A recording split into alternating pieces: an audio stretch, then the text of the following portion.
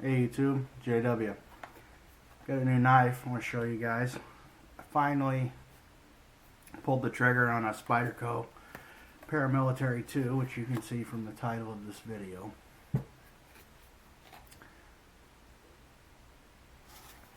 Been wanting one for a while with the camo and the black blade, and I finally decided to pull the trigger. In my opinion, this is kind of a must-have knife. Somewhere along the line, you need to own one of these. It's kind of like the IT knife, in my opinion. And, you know, the Spydercos that I had, like the Resilience and the Tenacious, which I don't have any longer, or budget Spydercos, I wanted more of the, you know, upper line Spyderco knife. I think I paid $140 for this.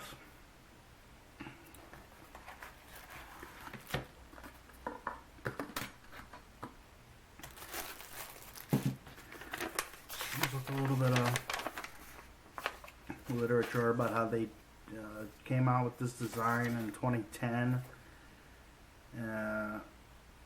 Paramilitary 2 was released in 2010 with several changes over the classic version. Improved bushing pivot system, and they changed the handle a little bit. I'm not going to I wouldn't really call this a review video. I mean, a review as far as my opinion, but as far as a review, I mean, there's probably as many videos on this knife as any, I'm sure.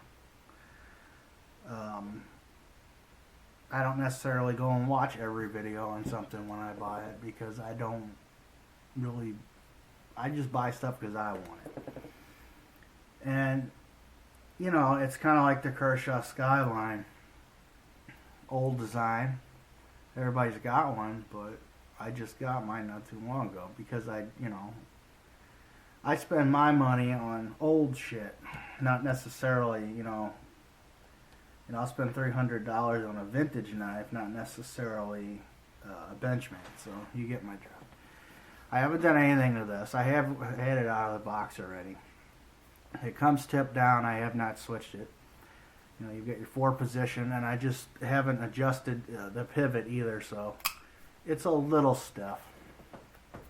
But I'm not disappointed with this knife one bit. It's absolutely... I have medium to large size hands, and it fits my hand absolutely fantastic.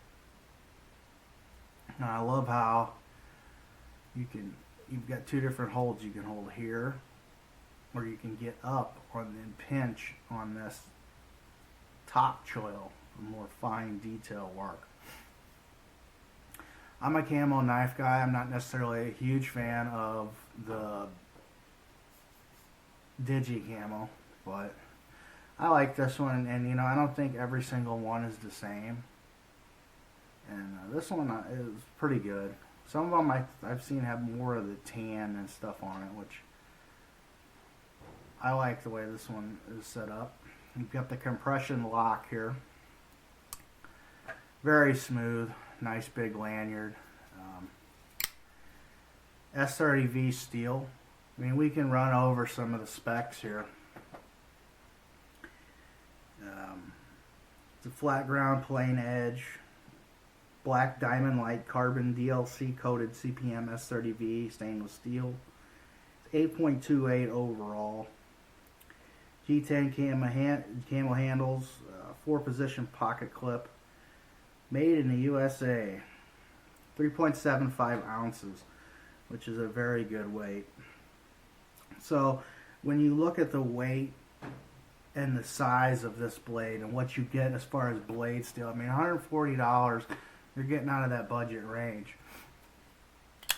But I mean, you go over some of the specs here, but what I do want to do is I kind of want to compare it to some other really popular carry knives, just to get a size comparison. You got the resilience, which is way, way bigger than the Paramilitary. Here it is with the skyline. So there you go. You're pretty much right in there with the skyline as far as size goes. Really, it's great that this knife is so light. And I mean, when I sit there and look at this knife, you know, really look it over. I get a $40 knife, I don't look at it that much. But I spend $150 on a knife, I look it over, and it's absolutely flawless. It's a flawless build. All the edges, alignments, everything. Here it is next to a Rat 1. So once again, there you have it. This is the most popular size pocket knife in America. Also, I guess you could really, here real quick, you can take a look at, here's the CQC8K,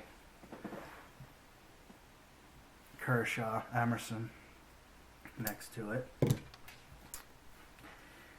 And it's pretty much the same size as well. So that's my favorite size pocket knife.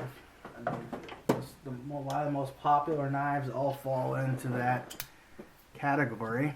It's a Benchmade 530. So I understand why this knife is as popular as what it is. I really do. I just have been wanting to get it for a long time and just never pulled the trigger on one. But I'm glad that I finally did it. And it's kind of like an IT knife. It's like Knife Tech said. He said, you know, he had one. He doesn't have one anymore. But it's kind of like a knife that everybody needs to own at least once. I think that's a good way to sum it up. Phenomenal knife, fantastic. I was almost going to get a Benchmade Osborne 940 with that green handle. Really like that knife.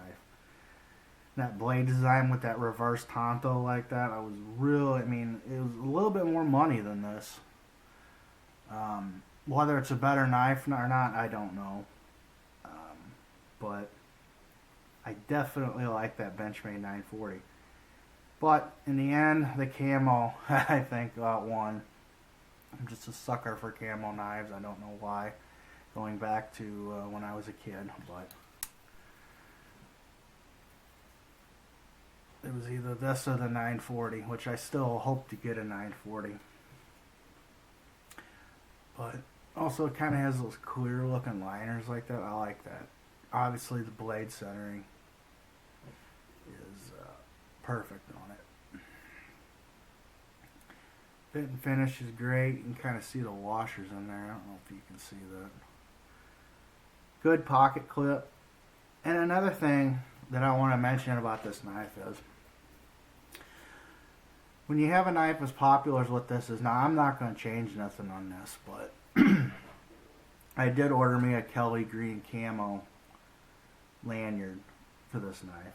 I don't run lanyards on a lot of my pocket knives, but just sometimes I like it, and I'm going to on this one. There's a lot of different aftermarket scales available for these, as well as titanium pocket clips and stuff like that to accessorize and kind of pimp out this knife because it is so popular. So that's another thing to think about when you're buying this, is all the cool aftermarket shit that you can get for it, because everybody loves this knife so much. I do like the satin blade version, but in the end I opted for the black blade. It just looks great. And not only is it a cool looking knife, everything about it is functional. And really, for what you get, I think it's priced pretty right for what you get with this knife. So I'll put the specs and everything for this below, but I just wanted to show you guys this, and I appreciate you guys watching.